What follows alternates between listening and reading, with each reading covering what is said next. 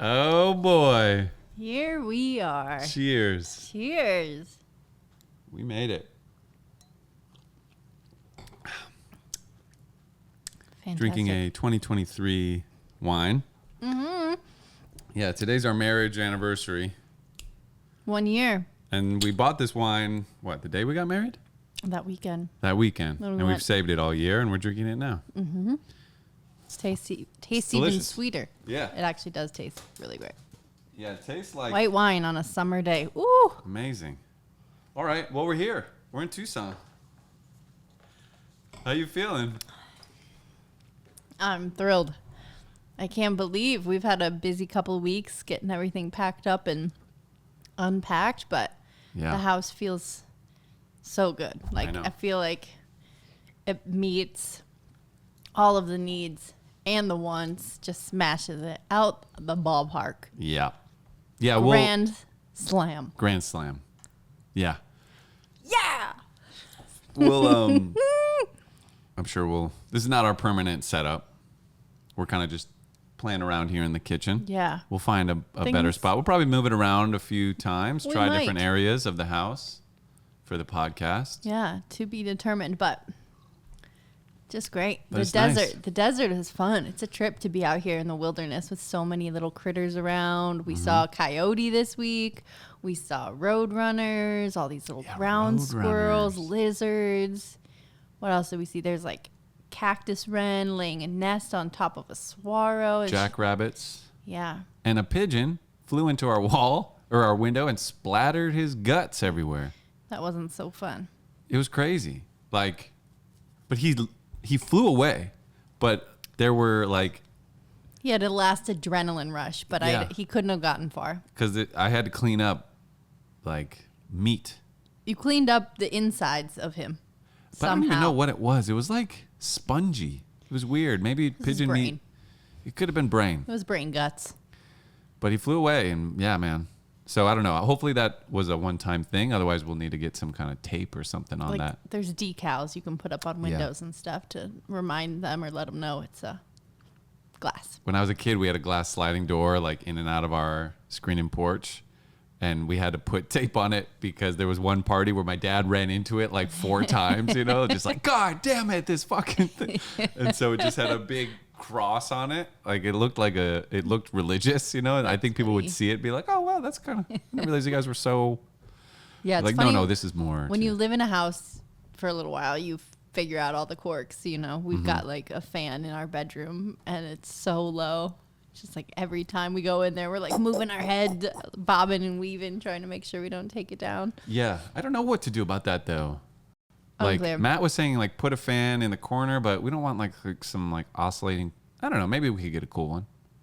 I mean, this is kind of, I don't know. If this is peak heat and we can live without it now, maybe we won't miss it as much as we think. But Yeah, for peak heat, this is not that bad. I mean, it's it's over 100 every day. This is what everyone says. You're moving to Tucson. Oh, pretty hot. Mm-hmm. And they're right. It's hot as shit. But when you're not in direct sunlight, it's really not that bad. Plus, you stay inside most of the time, and air conditioning works, and it's fine. Mm-hmm. But yeah, even when you're outside working, it's hot. But if you're out of the sun, it's really not that bad. honestly, the humidity is a game changer, the lack of it. Because when I was in Nashville over the summer, it was rough. And Yeah, mind you, I was holding my nieces and carrying extra weight and whatever, but it was pretty agonizing to walk outside. No, you quickly feel like you need to take a shower. Yeah, it's just nasty. You're just sticky.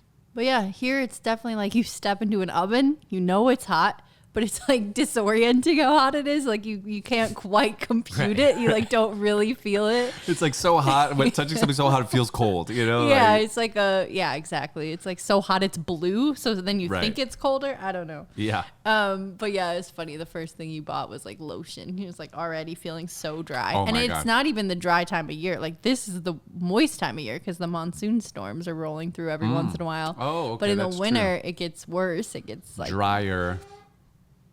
That's my stool. Oh, sounded like a school bus dropping off some kids. It gets drier, but colder. Yeah, and I mean, sometimes there's winter rains and stuff too, but I just feel like in general, that's what I remember. My skin would be like so ashy and just like leathery. It's just so you just can't quench it. It seems like I get nosebleeds from time to time, but Yeah, my boogers have been gnarly, and I'm a chronic nose picker, so I've been kind of enjoying it. 'Cause it's like, don't it's describe like some yourself as a good chronic nose diggers picker, in there. please. God, please. I'm an avid nose picker. Cut it out. Cut it out. Cut it out. Yeah, I know. That's I'm a funny. big nose picker. I'm a big supporter of it. I think it's actually a good thing. People get grossed out by it. What's so gross? It's boogers. They're not like poison. It's gross. Let's I don't eat 'em. move on. Yeah, I know you don't eat them. Otherwise, I wouldn't be here. And I think it's good for my immune system, sticking my fingers in my nose all the time. These dirty fingers. Maybe, but it ain't good for your romance. Perhaps not. What was the biggest surprise about the move? Either for better or for worse. I Need some WD-40 on this stool. don't know. It was just kind of surreal. Like I was chipping away at it for months, like putting little breakables in fragile boxes, like trying to get it in order. Yeah, you were amazing. And so that took a long time. But then at the end, like the pacing of it all just accelerated so quickly. And then we paid a couple friends to help us. And like, I just can't believe how seamless it was with their help. Yeah, it's amazing. Going from 2 to 4 people, Ooh, and no matter what, it's. I mean, obviously it doubles what you can do, but it's like really a big. right. change. And when we looked at the numbers, we realized right away, like it would be cheaper to do a U-Haul and pay people on both ends to help us than it would to like pay it for a service. Yeah. So we saved thousands of dollars. yeah. And I just can't believe that it wasn't like more of a headache, honestly. And so shout out to Paolo and Jordan. Jordan doesn't have an episode, but you can learn who Paolo is if you go back a few. Yeah, what was it? Maybe he's like 98 or something. Paolo him out. Marino. Good guy. Good guy. Great guy. But yeah, them like thinking about how to load the truck and the Tetris game that they created, like the two of them just stayed on the truck the whole time. And then it was us like bringing them the things to pack, and we had it all sorted. Everything was already boxed. Like it just, you kept telling me like something will go wrong, like lower, just have low expectations. Like Sure. things always come up. I was treating it And, like a film shoot. It's going to take longer than you expect, and everything will go wrong. It just didn't. But it and didn't. Yeah. I It so went that quicker was than I the biggest expected. surprise, that like it just all really handled itself. Yeah, when Jordan showed up with a dolly, I was like, okay, We're in good hands. we're And- going to do good here. And like just the fact that we were in such a physically daunting place, that's what moving is. Like it's just so much weight. You're moving around, you're boxing up, like you scrape yourself constantly, whatever. It was amazing that we could stay in that physical place and like that they could be the brains of the operation, because I was tapped out. I was spent, like it was it was They were strategizing how everything's going to go, where, and okay, let's get a layer in, strap that all down, then we'll build from there. Yeah, they did all the brain work, which was huge. It really prevented any overwhelm. Then also like I told you early on, like I'm overwhelmed by the plant situation. I don't like that they're covered in bugs and spider webs. Like I don't want to move them. Like anyways, so you taking the lead on that was just so helpful, because there was a lot of foliage that we moved, which We have some like most people 30 leave behind. potted plants we brought probably. Yeah, like big guys too. Yeah. I mean, so the fact that we like made that happen still somehow, and they didn't all die in the truck. Yeah, they survived. Yeah, it's pretty smooth. That was definitely the smoothest move of my life and the most stuff I've ever moved. So It was surprisingly smooth. Plus, we're pretty moved in now. We did really good to get. I leave for tour tomorrow, or fly to Steve's and then tour from there. And so we've only been here a week. So I was worried that I'd be leaving for tour and things would just be boxes everywhere, and like the house wouldn't feel like a home yet. And then you're stuck here for 2 weeks, like not in a house really that's put together. But we got a lot done this week. That the house is. yeah, it's in We're in. great shape. I think I'll be sorting clothes until I'm 80, but that's just my problem, my personal problem. I've Sure. got some more sifting to do, but Plenty more sifting, and the kitchen is kind of like weird. There's these We could do better. exposed shelving that'll We'll kind do of better. everything will kind of find its permanent or more functional space. But It's true. I'm excited But yeah, it went for better Elk than Lodge. expected. Like, yeah, it'll be interesting to get our footing. Obviously, we started doing these solo episodes, which helps a lot, but it'll be, I think, take a little turn, right? Like all of our LA guests there were so many that were like industry people and make music, whatever. And I'll just be curious to see how that might shift with, our friends here and yeah. Well, what's who funny, comes on. we know some really cool people in Tucson. Tucson's Yes. nothing to sneeze at, you know, No. like painters and musicians, and I feel like everyone I meet is like, oh, I make handmade leather bags. It's like, oh, wow, that's fucking cool. There's a lot of really cool people here. But yeah, I'm excited to be getting Tucson guests now. Yeah, that'll be, stay tuned. That'll be interesting. Stay Tucson. Nope. But yeah, wow. Anyway, so we're here. We're in Tucson. Yeah, cheers. We did it. Cheers, We're on bro. the other side. Now, Also- marriage. Any complaints? 1 year later, you got any feedback? I should. I think it's going pretty good. I think we do a good job of communicating. Like, problems don't last long. We only talk through the podcast. We talk on air I'm just kidding. and we hash it out publicly, and it seems to be working. Very healthy. As soon as these turn off, we're not friends. We don't even talk. We don't even hang out. Look at me.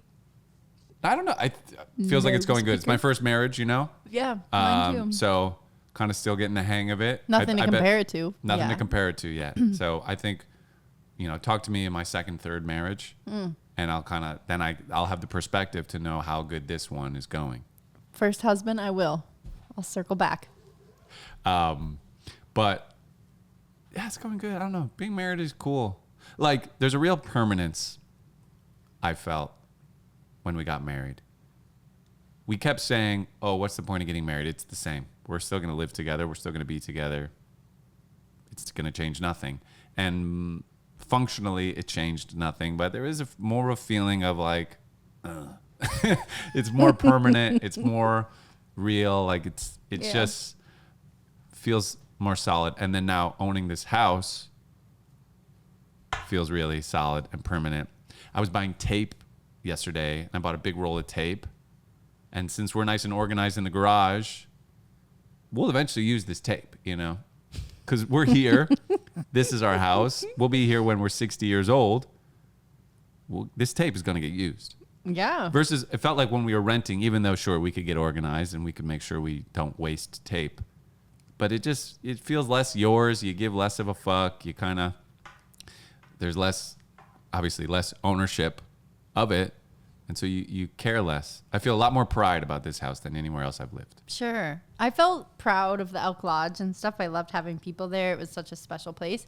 But, I can't argue with that. Yesterday, I painted like a little mural thing on the wall. Well, not a mural. Not a mural. Painted like Murals a frame around a window. I framed a window. Yeah, sure. Beautifully. With a design. Really cool. Yeah, Not but a just mural. But like, not a mural. fair. Misleading word. Anyways, I painted on the wall. Like, I haven't thought about picking up a paint color or like committing to painting a wall in forever because I've always just been like, Yeah. Here, wait, go like this. On the inside. Right here. well, I got something there on purpose. Oh. Okay. Cut that out. Yeah, we never painted. Should I go see it?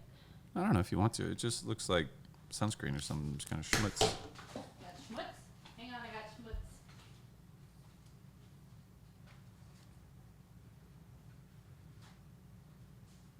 You see it?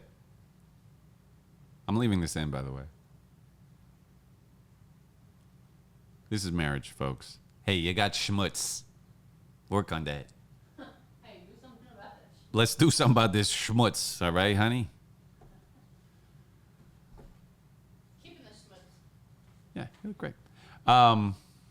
Just felt like there was like a little... I did something different.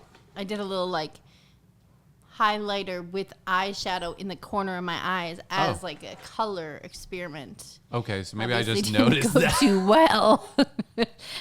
But that is a fail, I guess. Okay, it's the first time and the last time. I remember once I did my makeup And like, I'm not that great at makeup. I have like my routine. I get by, whatever. But like, I don't do it right, you know? Okay. There's a lot of things I do wrong. One is like putting on foundation and stuff, then eyeshadow, getting all the little specks down here under the eyes. I just remember one time I came out of the bathroom and my boyfriend at the time was like, your makeup, like, I think you did it wrong. And I just had like smeared in eyeshadow when I wiped it away, but like it was really dark under my eyes, and I just always laugh like you did it wrong. You did it wrong. I don't know how to do it. You did it wrong. But like, I think it's wrong. That's not how it's supposed to look. And he was right. It wasn't. It's tough. A lot of you live, you learn. You live, you learn. So have you since changed your methods? What is the? I don't know shit about makeup. So you put the foundation on first or last? Well, foundation, most days I don't first. wear foundation. Most days I don't wear it, but yeah, it's like, you know, lotion with sunscreen, then the foundation, the bronzer, the blush. Okay, wait, let's go one thing at a time here. Foundation, you cover your face in that? Yeah, it's like the primer, if you will. And this is for what? Evening out skin tone. Okay, God forbid. God forbid there's like tone. redness or pimples. I mean, you can still see redness and pimples through foundation, but it's a placebo at least. It makes you feel as though you have a shield. Okay. You know? Cover full face. Step one. Full face. Step one, clean slate. Blank canvas. Blank canvas. If you can, yeah. Let's get rid of Level it out. anything about you that's specific. Unique. Yeah. Yeah. All that gone. Like a mannequin. Okay, what was the second thing? Foundation, bronzer.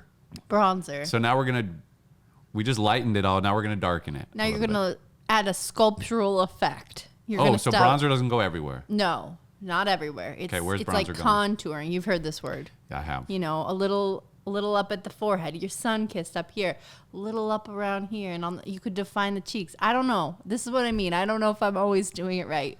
So I've where heard do you put tricks your under the bronzer? chin, like things. I experiment. So, but where do you put it? Where is it now? Up here. Okay. And then like a little around here. Up here. You put makeup right there. That's right. Wow. I wouldn't think that. And then blush on the cheeks. And like where you put blush also changes it. I happen to have pretty full round cheeks. Okay. So my whole life I've always put like the cheeksy smile, and then you cover right here on like the squishy part of your cheeks. But now I'm trying a different where I do like less high and then more up high. So it doesn't make them look fuller. It kind of gives them a little lift effect. Huh. So there's tricks. I don't know all the tricks. And then what was after bronzer? Blush. Okay, you said blush. Blush for the cheeks. And then what? Like then I do like a lip gloss, and then, gloss. you know, the eyes. So eyeshadow, if you want eyeliner, mascara. Fascinating. It's the whole thing. Now, is makeup driven by the patriarchy or the matriarchy? The patriarchy. But you talk to most guys, they're like, I don't care if you wear makeup. Like, are you wearing makeup for me? I'm not asking you to wear makeup. I think you look beautiful without makeup. If you were going to hang out with all girls, you'd wear makeup if you guys were all going out for dinner. Yeah, it's just like historically, men or the patriarchy have been responsible for all of the marketing of makeup to women, right? So they created the need for this in the beginning. Yeah, a lot of women, myself included, feel like they need makeup to look like completely, I think it's put together. Like most women feel more, it's almost like it's just not polished. Like you don't feel fully ready. Like for me, it's like shaving, cutting my hair. Yeah, exactly. It's just like up. presenting your best. You feel a little tired without it. Like your eyes, you know, you might see like the bags under your eyes. And so you look a little more like you just don't feel as fresh. Is it fair to say it's just society, not matriarchy or patriarchy? Like when I shave to go out, I just feel better. I feel more put together. It's not for the male gaze or for the female gaze necessarily that I'm doing it. I just feel better going out, looking a little more put together. Yeah, I mean, sure. So this I is think just what society has established as put together. I'm going to blame the patriarchy, though, I think, if you let me, you know. I'll let you try. I think, like, with consumerism, too, for example, in European makeup, there's, like, thousands of chemicals and additives that are banned that are allowed in makeup in America. Okay. So. And this is men's fault? I don't think the majority of those business owners are women owned, historically. But isn't speaking. all the makeup like Selena Gomez, Rihanna, like all these? Now, but before it was what? All the major companies are like probably owned by Procter and Gamble, Johnson and Johnson. Sure. All the major shit probably owns all of it. Okay, so I don't we're in know the for wake sure. of that. I think it's shifting a lot. There's more female-owned businesses entering the market. There's more places like, foundation used to be like in white colors only. Now there's more and more brands that are making skin tones like across the spectrum and not just white stuff. Like, right. It's definitely changed a lot. But like, well, what would you think if women all got together and said, hey, let's forget it. Makeup's done. We don't need it. No one's asking us to do it. Like, or fuck them if they are. Like, we're over it. It's too personal, Like, I have personally tried to get more and more comfortable not wearing makeup over the years. I think I've gotten better at that. But there's certainly people like Pamela Anderson right now who's on this commitment to not wearing makeup and this idea of like, I'm going to go on red carpets. I'm going to do all this stuff and I'm not going to wear makeup. And this is what my face looks like. And I commend that. I don't feel like I'd be wanting to walk a red carpet without makeup personally. Why not? Because I want to feel my best. I want to feel confident. I want to look back at pictures and say, like, I don't want the first initial reaction I have looking at myself to be like, ugh. Okay. So you also wouldn't walk a red carpet in pajamas. No. You'd get a nice dress. Of course. And you'd put on some cool shoes and you'd want to look nice. Yeah, I like so dressing it's a fashion statement for women as well. It's like a mode of self-expression. A lot of people are way more creative with their makeup than I am. Like, I tried a little color in the eyes today. Sure. But like some people do really dramatic things, and right. It's like another tool. It's an extension of their outfit, their style, their sure. mood. Yeah. Right. So I don't know. I think it can be, I don't want to see women or anybody that wears makeup like feeling that they need it to be beautiful, but I get that it's a tool to enhance like your confidence, how you feel. But like a nice pair of heels, it's like, okay, you shouldn't feel like you need that to look beautiful, but sort of the purpose of the heel is to elevate your glamorousness, at least while you're wearing it, and feel a little more Va va boom. Va va boom. Yeah, maybe beautiful is not the right word because beauty is like kind of broad and like. No, but there is something to it. Like I remember growing up, like I loved the sound my mom's high heels would make, or like the rhythm of her shoes. Stance. I loved trying on her shoes. Like, I don't know. There's something to me about dressing up and like, it's not an everyday thing. But that's why I feel like it's not the patriarchy or matriarchy. Everything you could go back to a patriarchy probably, but we're in today. We have control of ourselves. Like we're not dressing exactly how men wanted us to dress 40 years ago, and we're not necessarily wearing makeup the way men in the 40s were advertising to us. Like we've taken ownership of it, and it's a fashion statement. Just like sunglasses, hats, it's like part of your fashion. Makeup. I would agree. So makeup's fine. Like it's not a bad thing. Is it a bad thing? No, I don't think it's to borrow from the Greeks, it's nothing's good or bad. It's just a relationship to it. If somebody was like, I can't make eye contact with somebody when I'm not wearing makeup, I'd be like, oh, maybe there's a little work you could do to like, start to feel better about yourself and like to gain some confidence. And so you don't have to feel obligated, but it's like a journey. And for me, like I struggle with acne. Like that is hard for me. When you have a bad breakout, like you feel like people aren't really unable to see it when they look at you. Like it can be rough, but like, that's really based off of my hormones. So it's kind of like this wild ride I'm on every month where I'm like, I've kind of gotten control over things I eat and in my diet that make me break out, but I can't really do much about this hormonal change that happens every month. And, so my relationship to it even shifts throughout the month. Like there's some days where I'm like very comfortable not wearing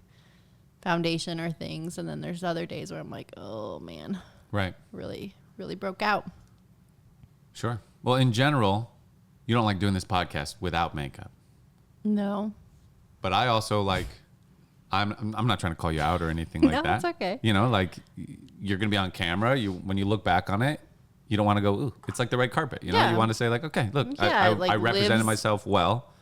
Just, Yeah. I'm not clean shaven right now, and my head is not buzzed like To your liking. to my liking, and I'm a little self-conscious about it. And when I look back at footage from this episode versus an episode when I'm cleaner cut, I like the cleaner cut version better. That's why I started shaving my head, because it's consistent. If I have longer hair, Does some all days is sorts of good, things. some days is bad. And if I see a photo in 5 years, it's a toss-up if I think I looked good that day or not. But if my head is shaved, I look the same in all the photos, and I look half decent enough. Like, it never goes bad. And I think with anything, though, like with any insecurity, it's like that's something you notice first about yourself, whereas most people aren't looking at you having that same thought. Of course. But that's just the way it is, you know? Like, I don't think most people are actually staring at me being like, man, she's got quite a few big pimples Could there. use some makeup. Like, that's probably not what they're thinking. Went a little light on the bronzer, I can tell. Those locations for the highlighter aren't exactly accurate, but good try. Yeah. Yeah, you know. But I just want everybody to feel good and what that takes. Like, I used to be really, I had some strong aversions to plastic surgery in general. And, like, that was one thing I had to kind of teach myself, like, fuck it, you know? Like, I get it. You should, in an ideal world, love yourself, love who you are, you know, accept who you are, celebrate who you are. But at the same time, life is short, and if there's something you absolutely can't stand about yourself and there's a procedure that lets you fix it, who am I to say that that's a bad thing to do? It's tough. There's a fine line. There is, and I think it's a slippery slope. And again, like, you know, does this person feel like they need it to be worthy of love? That's not so great. Does a person feel like they just want it to get a little more confidence? Sure. Like, I think, I don't know. I'm trying to be less judgmental of that with time. I think that's a good practice, a good thing to try. It's weird, you know, if we were all completely comfortable, we would just wear sweatpants and look like shit. And it would, who cares? Who cares how you look? I don't know. I think the need for self-expression is stronger. We were at Home Depot yesterday, and I saw a 5-year-old little boy wearing black lipstick. I did a double take. His mom was like kind of punk rock, and I'm looking at this kid, and he's like looking for ways to express himself, looking for ways to have a style, ways to stand out, a way to, you know, communicate who he is to the outside world. And so I get that tendency. I think that desire for modification and certainly enhancements makes sense. You're right. I agree with you. So where's the line between that normal, beautiful human self-expression, fashion, and like some type of a body dysmorphia? I can't see myself as beautiful. Oh, I'm so hideous. Oh, if I just get these, you know, if I get my ears fixed and get this facelift and get the Botox, and then if I just get new boobs and a new ass, and if I just get this and that, then I'll be beautiful. And it's a weird fine line. And you certainly meet some people who like they can't walk out of their bedroom without being covered in makeup. You know, like they won't let anybody see them without makeup. I think at a certain point, like there's insecurity there. It's really hard to pinpoint where the line is of like when it ceases to be fashion and self-expression and when it becomes insecurity, strong insecurity. Yeah, I'm not sure I could give you a hard and fast rule about when it teeters into that unhealthy space. Sure, and like, you know, it's so personal. I'm not sure you could decide. Like even some people, some celebrities, it's like you never see Johnny Depp without like scarves and rings and a hat. And when I see that, to me, like this is some costume of insecurity a little bit when I see people like that. But at the same time, it's like, but it looks kind of cool. Keith Richards, Mick Jagger, like, you know, it's kind of cool. And Johnny Depp is cool. He looks cool. The rings are cool. Like, is it fashion or is he just like hiding? I don't know. It's so funny. There's always something. Like right now on TikTok, what I feel like everywhere is like, what's your color? And there's all these tests you can do to like input your skin tone and your eye color and your hair color, and then it'll tell you what season you are. And if you're a certain season, if you're autumn, if you're a dark autumn, or like whatever the hell they are, you know, like there's all these things. If you're a true autumn or a dark autumn or whatever the fuck, they'll advise you to wear certain colors and advise you to wear certain hues, whatever. That's funny. This is not new. In like the 50s and 60s, there would be like people who would tell you your colors. And my Oma one time did it.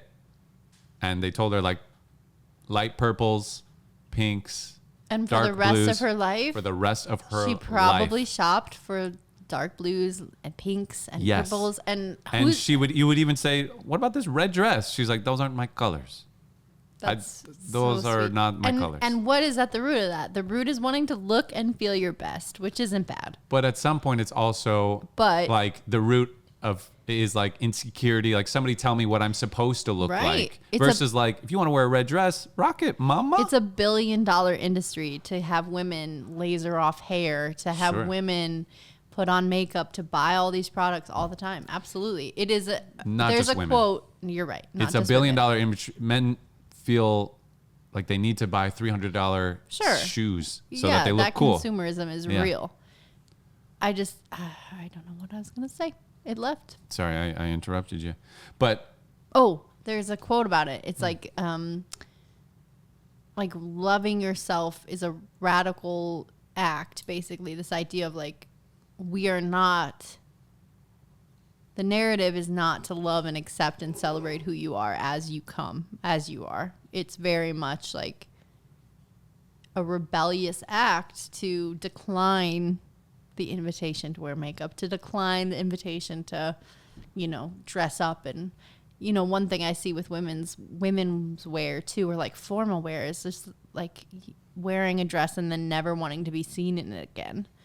And I think, there's all these companies that have popped up of like, Rent the Runway and just different companies like that, where you get clothes shipped in on a monthly basis and then you wear them and you maybe order a dress for a wedding you're going to that month or whatever. But the idea is that like it's always fresh. You're never having to be seen wearing the same thing. And I think is this healthy or dangerous. Not? Like, I think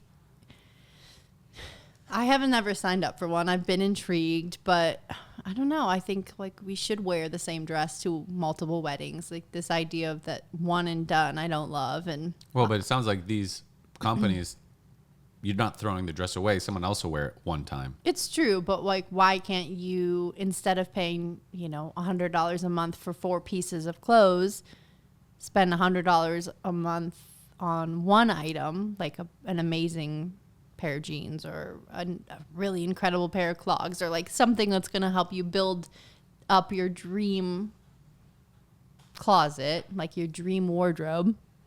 That could work too. It doesn't have to just be like, I don't know.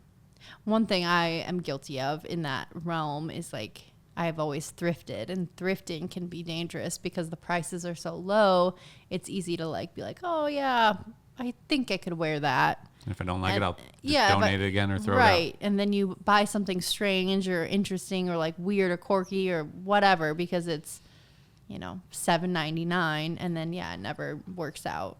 So I think I'm trying to lower my consumption and increase my investment in like locally owned and locally made things, and also high quality things. Like I would rather have a nice pair of jeans in one style that fits me like a glove that I can wear on repeat than like the 20 pairs. So that's like my life work. You can tell I haven't mastered it. The pile of clothes is like still one of the last things I have to sort through. Yeah. But it's really hard to define when it's healthy, when it's fashion, when it's self-expression, and when it's unhealthy, insecurity, like also like, it's like crippling conformity sometimes too. Sometimes it's like, oh, I need that backpack, or I need that North Face jacket. If you grew up in Chicago, I need that North Face jacket, because all the cool girls wear a North Face jacket. And like, it was not self-expression to wear the North Face jacket. It was actually like conformity. Elitism. Yeah. And yeah, sort of a status symbol. You know, it's like a Tesla. They often are.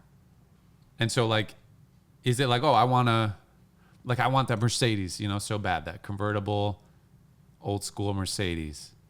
Because I think it's the coolest looking car. But also, it's going to be impressive. People are going to look at it and say like, damn, nice, Paul. That's a cool fucking car. You look cool in that car. Like, same with this house. Like, I love this house, but I'm like, I want people to see it. I'm excited for people to say like, fuck, you have a cool house. Like, is that unhealthy? Or is that part of that self-expression? Like, showing someone my music. I want people to say like, cool music, you know? I mean, I don't know. I think it's natural to want validation from other people, especially people whose opinions you value. But yeah, I think intrinsic motivation is probably a better fuel source than like the external validation ever could be. Right. So that's like the extra, it's like dessert. I want the car. If nobody saw it, I'd want Right. that car. But then it's an extra nice thing. Same with the music. I'd make the music even if no one ever heard it. But when someone says, I like it, it's like an extra little boost. Sure. It's like, okay, cool. I've been seeing like what I'm doing is worth my time. Like people see the value in this. It's not just in my head. Like, Right. I think it's both, you know? Yeah. It's tricky. It's hard to just like put a line. It's hard to It'd put be a line. It'd be easy. It'd be nice if it was black and white and this was healthy and that wasn't. But that just doesn't happen. Yeah, really. I think like it starts with the heart and everything after that is just kind of is what it is. If you really want that North Face jacket because you saw someone wearing it and just it looked cool, you feel good in it, great. Gosh, I don't know though. It's weird. It's weird because you see someone wearing it. Okay, I think Brad Pitt's really cool. So let's say I see Brad Pitt wearing a cool jacket. And I go, I want that jacket. And then I get that jacket and I put that jacket on. I feel cool because I kind of feel like Brad Pitt now, who I think is cool. Was this a healthy thing that I'm now like have this proxy cool because I'm wearing the jacket that I saw a cool celebrity wear? I mean, sure, that's fine. Borrow confidence. But if like you put that jacket on and then you start becoming like a womanizing asshole, Is Brad Pitt a womanizing asshole? I don't know, probably a little bit. Oh, I thought he always seemed like a nice gentleman. Well, he's certainly holding his ex-wife up in court for a lot, being very difficult. That's what all the drama is between them. They've been trying to get divorced officially for, I think, like a decade, and they can't seem to settle over a vineyard. I believe that they own somewhere in Europe is like the major holdback. Like, I don't know. Huh. But maybe apparently she's a wicked, evil bitch. Not according to the tabloids. Oh, the tabloids shit. seem to suggest that he's super stalling and like being very difficult about it, which is why his kids want nothing to do with him at the moment. Which shit. I don't know if that's true Oh, shit, Brad Pitt. or not. Well, Brad, I if certainly you want to come crash in Tucson, we got a place for you. certainly love having him. Bring your coats. We want them. There's something with fashion and conformity where it's like society wants you to conform and can get upset at you for not conforming. Like if you go to a black tie dinner, everyone's dressed up all nice. Oh, we're gonna dress up all nice, and you show up just in jeans and like a denim jacket. Like they're mad at you because you're not playing our game, and now we feel silly because we're doing this pretend thing that we're like special and that like this is important, that we're important. That's why we put on the ties. Like we felt so important. Now you've showed up just dressed like a normal person, and you're ruining everybody's illusion that this is important. And I feel like that extends into like normal life. That's why it's fun to walk around looking punk rock or like have piercings and kind of like, because you sort of get to poke at everyone's like, oh, like you're kind of irking everybody's like illusion that we're supposed to look nice, or like showing up to a country club looking kind of shitty. People get upset because you're supposed to, or wearing a collared shirt when you play golf. For some reason, that bothers them. You got to wear a collared shirt because you got to, otherwise we're going to feel like fucking idiots. Yeah, it's like a real insider-outsider moment, Yeah. for better or worse. I mean, I think the Met Gala is probably like another example of this where, you know, these celebrities go to this invite-only event and they're spending thousands of dollars on these elaborate outfits that they'll wear one time. Who knows? Yeah, the designers are working with them, but it's just like this massive expense. And yeah, I don't know. It's just like, it's interesting that there's this fixation on it, which I'm guilty of. Like, I'm always curious to see who or what. Like, I fall into the trap too. Sure.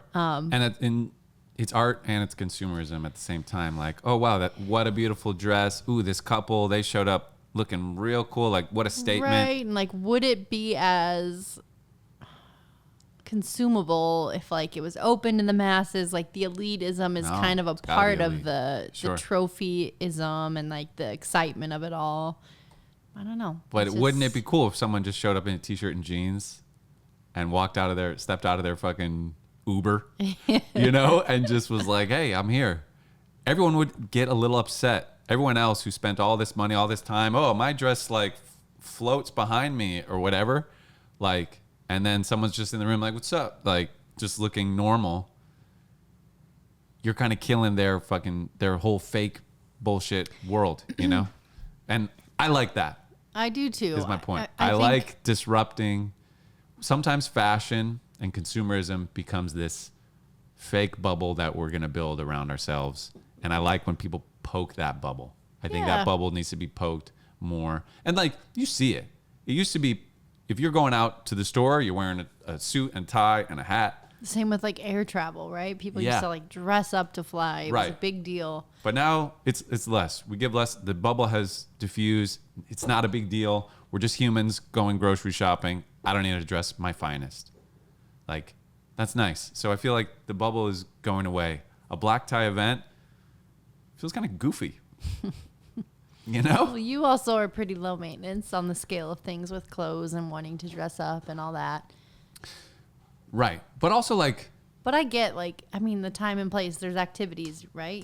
With soccer, I put on my short shorts. I put on my shin guards, my high socks. I wear my cleats. Those are functional. Sure. There's a fashion to it. But like the idea of uniform and the idea of black tie for an event, like this is the event. You're with us. You're inside. This is what we're doing. It's a unit. It's a collective experience, and that's why they want the collective costume.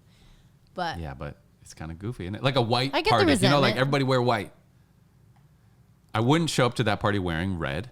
I would wear like white or off-white.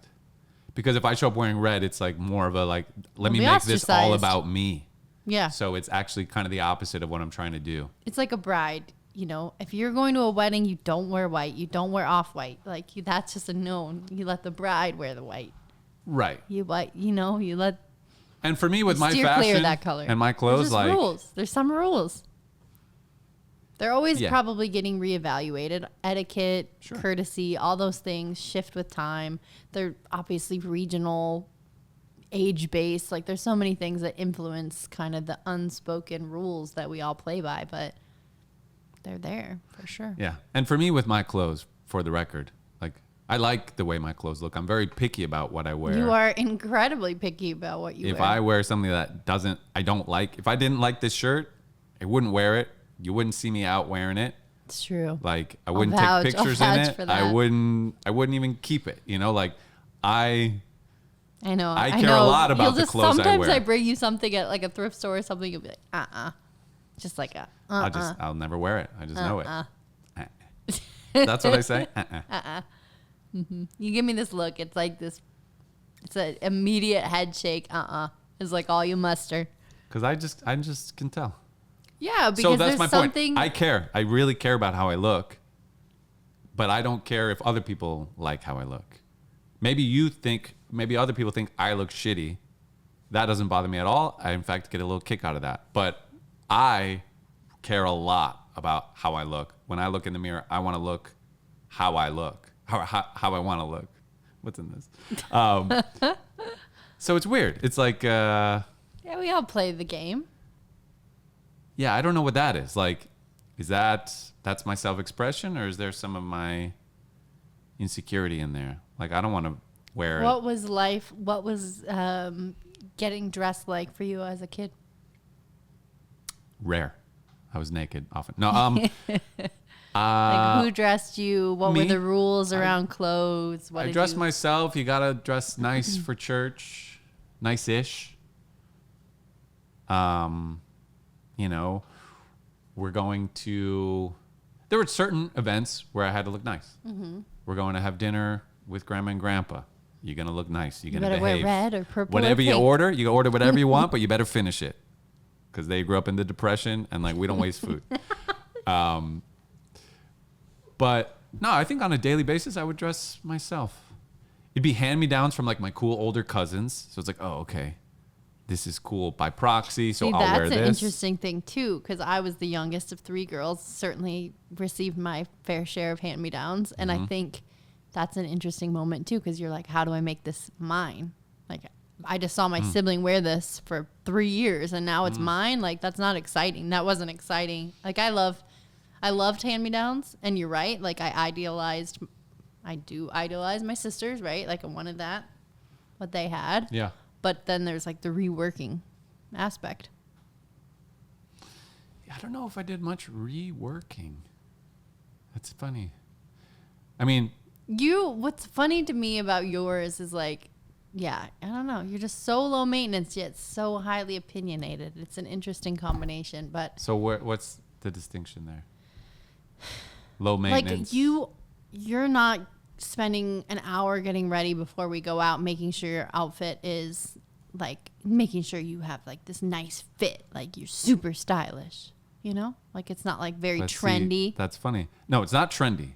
Or like Trend I don't like do. that. I don't do trend. Right. Same with my music. Like I was talking with Michelle on the phone. She's like, wouldn't it be like this is kind of a trendy thing? Maybe try this. Like wrong place to start. I don't care. Way clear of that. I don't care about it. Maybe I am trendy sometimes, but it's trend is never a goal. No, I think for you it's more like utilitarian. Like what utilitarian? I think that worked. Like functional. Yeah, like Yeah. functional. Like how can I wear this the most? What can I be comfortable in? What gets the job done? Comfortable is There's a lot of important. practicality to your wardrobe. We're going out to dinner tonight. What are you gonna wear?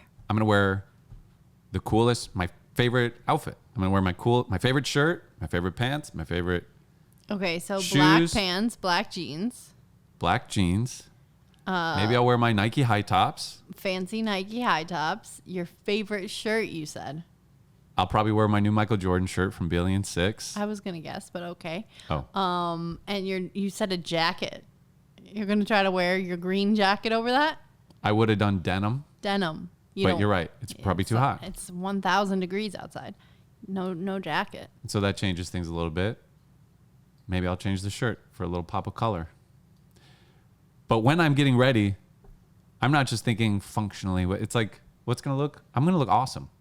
When I walk out the house, I'm like, I look fucking awesome right now. But it's not, I'm not saying other people are going to look at me and say, Paul looks awesome. You've defined those metrics. Yeah. I'm looking in the mirror. I look awesome. There you go. That's what we need. We all need a little dose of that. So it's like, yeah, I don't know. I'm very picky. I'm kind of high maintenance. I don't know about maintenance, because also like wrinkle, blood, dirt doesn't bother me on a shirt.